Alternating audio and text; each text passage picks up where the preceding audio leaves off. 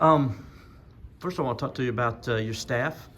You got everybody in place now, it looks like. How are you excited about them, and can you talk a little bit about them? Yeah, I was fortunate enough to bring my entire staff with me from Chattanooga, who I had the last 2 years. We've kind of moved around. Obviously, now with 6 coaches, you have a lot of flexibility. But I love the camaraderie we had. I love the work ethic, the loyalty. John Goldberg had spent 10 years at Chattanooga, retained him on that staff, does a phenomenal job with kind of our stretch bigs, and that's who I definitely wanted to bring in that aspect, but also put him in charge of recruiting, although he won't be going off campus. He's really, really good at knowing what I like, the kind of people I like, but also the communication side of things. Caitlin Grasillo comes with me as well, who works, she's been my point guards the last 2 years, and she'll continue to do that, but also will be off campus in the recruiting side of things. And then Jada Worthy, who was with me at Chattanooga as well, kind of works with our bigs, and she'll stay on in that role, more the development side on campus. That adds a lot of value to us. I was able to go out, and obviously the staff's much larger at Clemson. Chris Ayers came from Ole Miss. He is our associate head coach. I've known Chris for a long time in this business, and felt like his experience of what he just went through at Ole Miss kind of mirrors what we have going on at Clemson, and took over a program that needs to get re-energized. And what they did at Ole Miss, obviously Yolette does a phenomenal job, but I think Chris played a big part in that. Can bring his experiences, very similar to what I did at Virginia Tech, with us, and has done a phenomenal job fitting into the group. And then we were just recently, in fact, I think it got announced this last week, Sydney Means comes from Tulsa. Very similar, right? Where coming from Tulsa, where she was able to help revitalize what they got going on. But I also competed against her. During my time at Furman as an assistant coach, she was down at Mercer. She was a heck of a basketball player and really a winner, but really matched the energy of who we have. And I think we've put a really complete staff. We can pull off of each other, but they got a lot of love for young people and wanting to build them up on and off the court. And that's important to our culture and what we stand for. Now, as far as the transfer portal and bringing some players in, got a couple all-conference players that you brought in from the Southern Conference and from the American Conference. Talk about those two, and especially Mia at the guard position, what she can add for you. Yeah, it's been a busy month. We had to go in the portal and do a lot. I'm going to start with the kids we brought with us from Chattanooga, and I say that because I think they're going to be familiar with how we do things. Right. What is that going to translate onto the court? Time will tell. I think that they played a big role in our team at Chattanooga, but their immediate role for us is going to be culture. How do we do things on a daily basis? Well, we figured the rest of the things out, but they also had individual pieces as basketball players. Anna Cohen's the third best shooter in the country. I think that translates anywhere you go. Raven Thompson, I think we're going to have to move over a little bit position-wise to be a little bit more successful. But they all added value in different puzzle pieces. I think we've had a lot of success of not just bringing bodies in, right? We've brought people that give a different kind of value. Obviously, Loyal McQueen coming from Alabama, and her again, started every game as a point guard on an NCAA tournament team. That adds value to us at that point guard spot. We had 0 point guards on the roster when I take the job. Mia came in, obviously was one that went really late into the portal, but as soon as we saw that, we made phone calls. I've recruited Mia back at Virginia Tech a long time ago during the Zoom COVID stuff, right? And I also had recruited her last year a little bit when she came out of Mississippi State. But she hadn't played. She had a year this year to show what she is capable of, and I thought had a phenomenal year. But as we watched film, she brought a different dynamic to what we had. I think she can play on the ball. She can play off the ball. She's got a fierce competitive spirit to her. It was like 8.5 rebounds at a 6'5'7" guard, right? But I think that we needed some dynamic playmakers off the dribble. We returned Kinsey Kramer, who can really shoot the basketball. I just talked about Hannah Cohen. Some Evans, who comes from the Southern Conference, that shot 40-something%. They may not be the most playmaking off the dribble, but if we can add some kids that can help that's, again, back to puzzle pieces. We look at Tessa and Anya. I think we needed some help in the front court. So, again, I keep talking about we just had different puzzle pieces, not just a bunch of bodies.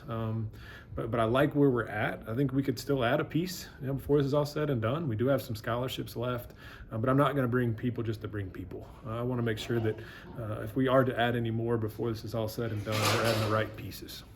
First, I wanted to ask you how you fitting in here at the first spring meetings. I know I met your wife yesterday, and she was telling me you guys were like, kind of using this as a little getaway at the same time. So absolutely. kind of talk about this experience and just being a part of, ACC spring meetings. Yeah, it's been a lot of fun to get down here and see some familiar faces. Again, I was in this league a number of years ago at Virginia Tech, and so to sit with Wes and Jeff and obviously Niella at Notre Dame, it's been really neat to just get back in the same room with them, obviously in a different role here at Clemson and now as a head coach. So it's been a lot more ears than talking on my side. I'm just trying to learn, right? Mm-hmm. And how are we operating? It is new for a lot of us. You think about the additions to the ACC and the schedule changes and just there's so many moving parts. So a lot of ears the last couple of days, but it's also been a great time for my wife and I to kind of get away from the kids and her to enjoy the beach when she can, because it has been I think that what people don't see is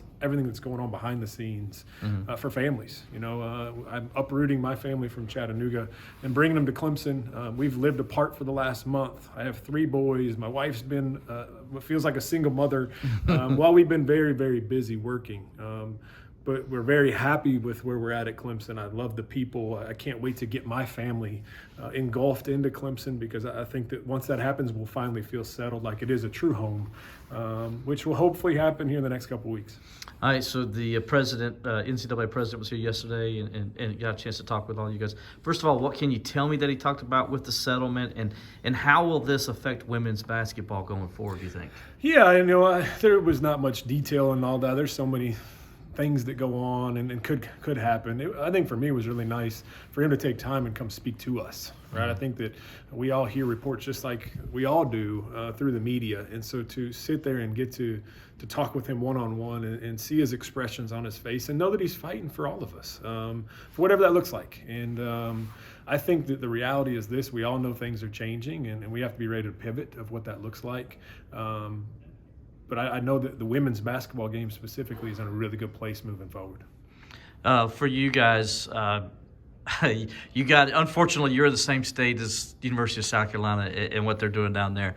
How do you approach that, not only with the rivalry first, maybe talk about that, but also how you approach things recruiting-wise and going against them and trying to build Clemson to be able to put yourself in a place to compete with where Dawn and her program is? Yeah, she's done an unbelievable job, right? She's the everyone's chasing, not just Clemson, everyone in the country is chasing what she's built down in Columbia. It's very phenomenal. She does an unbelievable job. And I think for us is we got to be the best version of Clemson. I think if you get caught in comparing yourself, the reality is I've been here 30 days. Do we want to eventually become South Carolina? Absolutely. But we also know it's a process. And I think that you get caught up sometimes too much of comparing. As I said in these meetings, right? Wes Moore just ran to a Final Four. He's also been at NC State 11 years. Some of the stuff takes time, and we will not be them immediately. No, does that mean we're not going to shoot for that? Absolutely, right? We're trying to win right away. But we also have to understand it's a process and do things the right way. And for us, I think that we just have to be unique to Clemson and what we do have, because I think we have everything that you can sell in recruiting to young people, especially in women's basketball, with resources and the people in place. And I think that we will get to that point someday, and right now let's be the best version of us as we build to become something very special. Is it though, because you work at Furman, you understand this rivalry, you grew up in the state of South Carolina, you understand this rivalry. Is it though different though because it is the rival that's doing this? It's not like a conference team opponent foe, but an actual, it's Clemson, Carolina. Oh, 100%. I'm sure you hear at a different level than what we even do. Yeah. And again, you think about my time at Virginia Tech. You didn't talk about UVA, right? There's a rivalry that goes on that you don't like those people in them other colors, and I get it, right? And so does it hits a little bit harder, yes, because our rival has won a national championship, and the last regular season loss is like 3 seasons ago, right? Yeah. It's been very, very special, and I think sometimes they'll be in the underdogs a lot of fun, right? Mm-hmm. We got someone to go catch, and we know there's a long road ahead of us, and we're going to make Clemson proud at the end of the day. That's our end all be all goal. What the product we put on the court, you're going to be proud of. And my hopes are we just catch them a little sooner than later. All right.